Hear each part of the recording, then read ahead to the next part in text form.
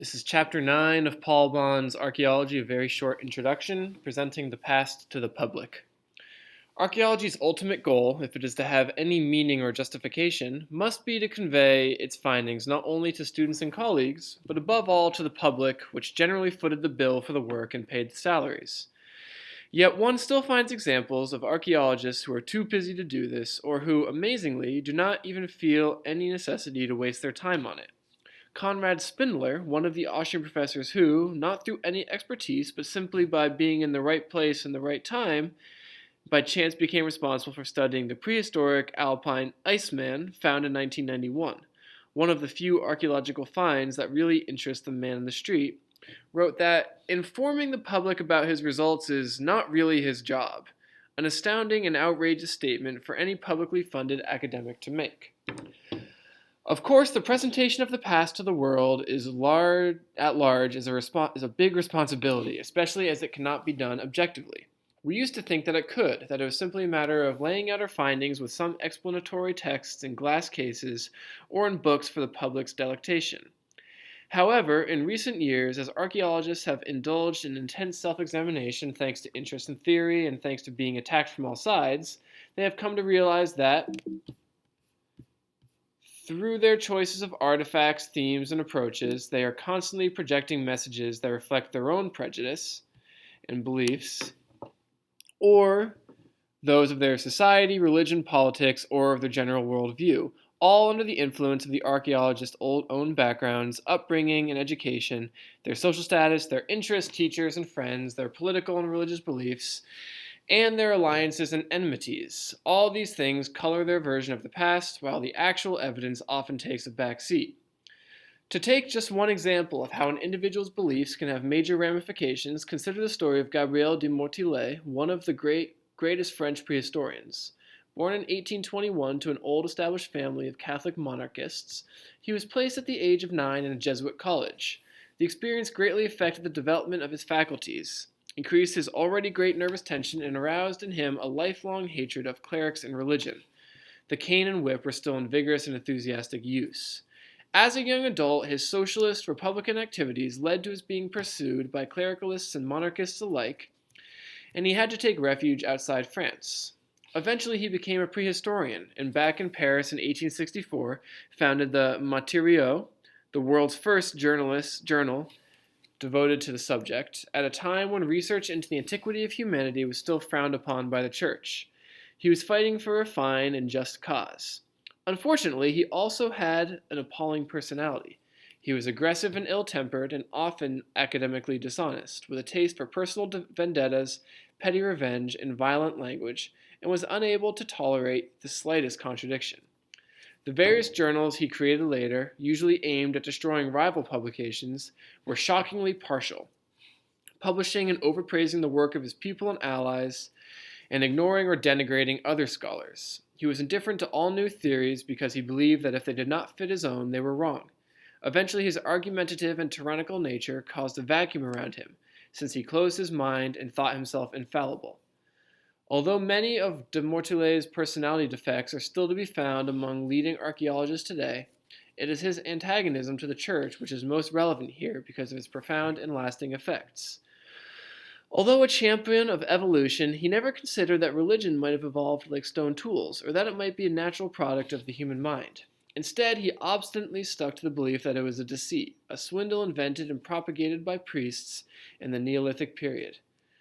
Since burial was generally associated with the existence of religious ideas, he decreed against all evidence that there were no inhumations before the Neolithic, and every single Paleolithic burial he encountered was systematically rejected as being intrusive from later periods. Until his death, his best-selling book on prehistory maintained the bizarre notion that for hundreds of thousands of years before the Neolithic people were entirely bereft of the slightest trace of religion. Even more serious was his reaction to Ice Age cave art. Perhaps it was too reminiscent of frescoes in temples or churches. He immediately cast a doubt on its very existence, and when the first claims for the painted ceiling the Spanish cave of Altamira were put forth in 1880, it was Mortillet who warned colleagues that this was a devious plot by anti-evolutionist Jesuits to discredit prehistory. This has not only led to the cave's contemptuous rejection and a 20-year delay in the acceptance of cave art, but also was a major cause in the premature death of Sanz de Sautuola, the Spanish landowner who made claims for Altamira and who, in his horror, was dismissed as naive or a fraud. A second major error that arose from de Mortillet's anti-clericalism occurred 10 years after his death in 1898. In 1908, the famous Neanderthal skeleton of La Chapelle aux Saints was found in France by 3 priests. Rather than send it for study to the anti-clerical École d'Anthropologie founded by de Mortillet, they entrusted it to the laboratory of Marcelin Boule, a decision which had the gravest consequences for our view of Neanderthals. Boule was greatly influenced by the views of Albert Gaudret, his own teacher, patron, and friend, who did not believe that Neanderthals could be ancestral to modern humans. And so, although aware that La Chapelle's skeleton was an old man whose spine displayed evidence of osteoarthritis, Boule nevertheless claimed that the remains proved Neanderthals could not walk fully erect, but were shambling, stooping creatures. Thanks to his overwhelming dominance in the field, the skeleton was not re-examined in detail until the 1950s, and his reconstruction was thought to be so definitive that many other Neanderthal remains were not even reconstructed or reported in any detail, an illustration of the dangers of excessive reliance on the opinions of influential individuals, on understanding but irritating tendencies in all aspects of the subject even today. So once again, a fixed idea about the human past, in this case that Neanderthals were subhuman brutes, can be traced back to the interaction of personal alliances and antagonisms. Research and the interpretation and presentation of the past are inseparable from their social background and the cast of the players. One always needs to bear in mind where scholars are coming from and where they are trying to get to in their work and their careers in order to fully understand the kind of accepted fictions they choose to produce about the past. But who then defines the past that is presented to the public? In Europe's older museums, 19th century views and interpretations still persist in many displays, while most archaeological displays in China remain firmly based on the writings of Marx and Engels. But much effort has been made in recent years, at least in the West, to root out the worst colonialist, racist, and sexist preconceptions. Artifacts are more often presented not in isolation as works of art, but in their historical context or in didactic displays showing their function. Museum studies over the past 30 years have become an important discipline in their own right, and the complexity of the issues involved in selecting and displaying material to the public has become very apparent. A finer balance needs to be struck between instructing and entertaining. The dusty, deadly dull museum displays of yesteryear badly need replacing, but the other extreme needs to be avoided, that of simplistic, sanitized theme park versions of the past. The vast majority of archaeological writing still consists of dry tomes filled with jargon and hot air and aimed at other scholars. But there is an ever-growing need for what has been called hot vulgarization, or well-informed popularization. For example, accessible and readable syntheses that will appeal to the layperson or beginner without the loss of content or accuracy. Such books look deceptively simple, but are in fact difficult to pull off. I'm delighted to say. Otherwise, I would be out of a job. Alas, the more gullible members of the public, and they seem very numerous judging for sales, constantly fall prey to misguided or downright fraudulent books, which spin them ridiculous yarns about ancient astronauts, lost supercivilizations, and so forth. Other media are also becoming increasingly involved in the exercise. Many countries in Europe, as well as the USA, produce outstanding glossy color magazines for the public, but still of use to students and specialists, which are devoted to global archaeology. Britain now has 2 excellent magazines devoted to the country's archaeology, as well as one covering the rest of the world, and unfortunately, another aimed specifically at antiquities dealers. Productions on TV and DVD have also become a major vehicle for presenting the past to the public and consistently achieve high viewing figures, even when the programs are terrible. The best programs are those which not only transport the viewing public to places which they never may be able to afford or see, or to which they can never have access, but also present the evidence in a balanced and sober but enthusiastic way, avoiding gimmicks and the reckless promotion of sensationalist theories. Similarly, the internet has proved itself an invaluable source of information and a means of instant communication, but alas, it also contains a vast amount of complete rubbish. Crackpot theories promulgated by loonies and bigots of every kind, and as much of this stuff is presented in beautifully designed and apparently authoritative web pages, the unwary and gullible may inevitably believe that the perpetrators know what they are talking about and presenting the truth. In the same way, factual errors and fraudulent claims are spread around the globe with the touch of a button and can never be removed, which is a real nightmare for those who are trying to strive to be accurate and honest in their reconstruction of their past.